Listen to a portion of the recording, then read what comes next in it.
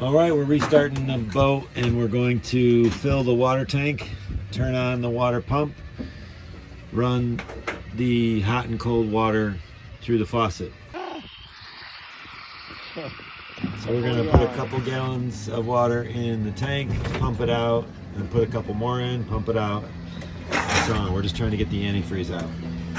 All right, so there's air in the line. It's taking a little time to get past that. Yes, there we go. Starting to filter in the faucets can get clogged. I don't know. Antifreeze in the system. Yeah. See the foam? You hear the foam? Yeah. Well, that's what it sounds like when all the antifreeze is out. So it's still in the hot? It's still in the heat exchanger. Not that that's a terribly big deal. But Yeah. the reason that happens is because the heat exchanger is like 3 gallons. And don't forget about the one in the back. So there's a lever down there somewhere Underneath the propane. underneath the propane for this, which then we begin to do this with. There we go. Beautiful. Okay, we're going to do the oil changing thing. So we're going to start up the engine for 4 or 5 minutes before we change the oil. So you always have to remember to open the intake valve under the stern berth bed so that this makes a difference, and then we're going to squirt the water into the thing. So we're thinking it's this one that's closer to the shaft, not this one.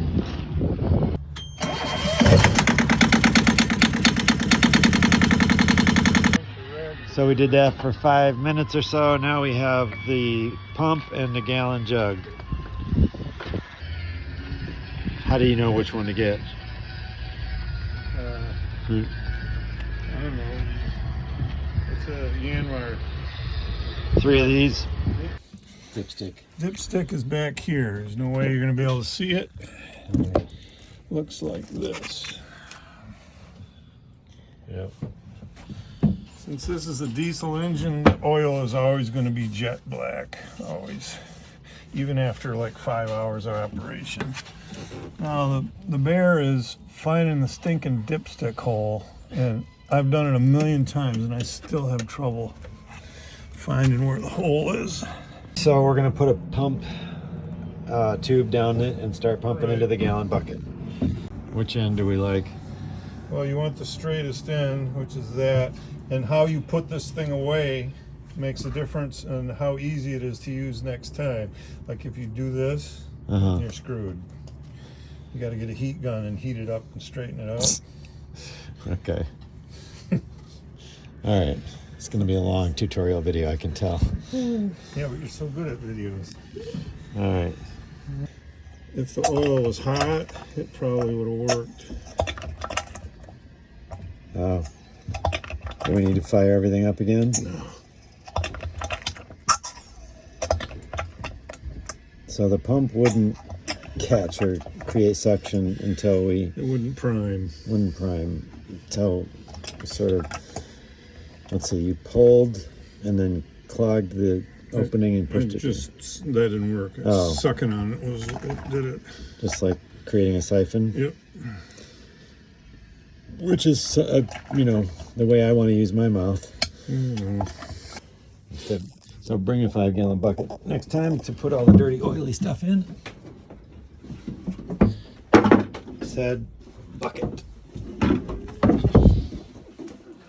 Alright, so now we're getting the filter. Okay, it's loose. Right here, you can see it. It's Alright. white. Yeah, and we're gonna need like the drop cloth thingy, or just paper towel is good. Yeah, paper towel. All right, there's the oil filter. It's gonna get messy.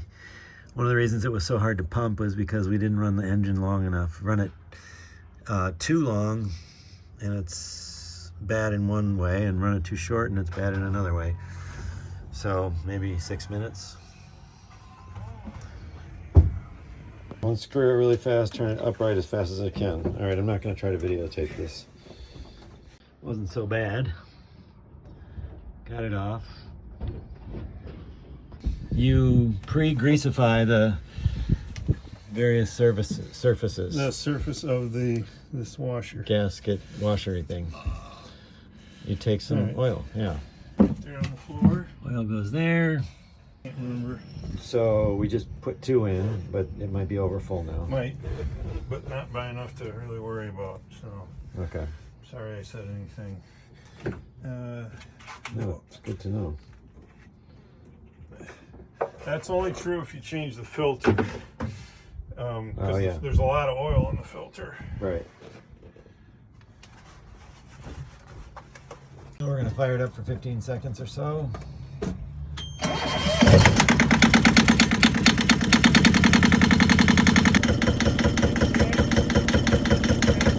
So when the engine is at lower RPMs, the whole engine block shakes violently. We don't like that.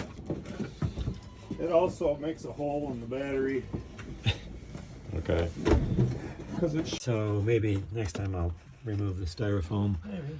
ahead of time and check the engine hours and Actually, I would write the engine hours right on the pedestal. Oh, Otherwise, okay. you forget.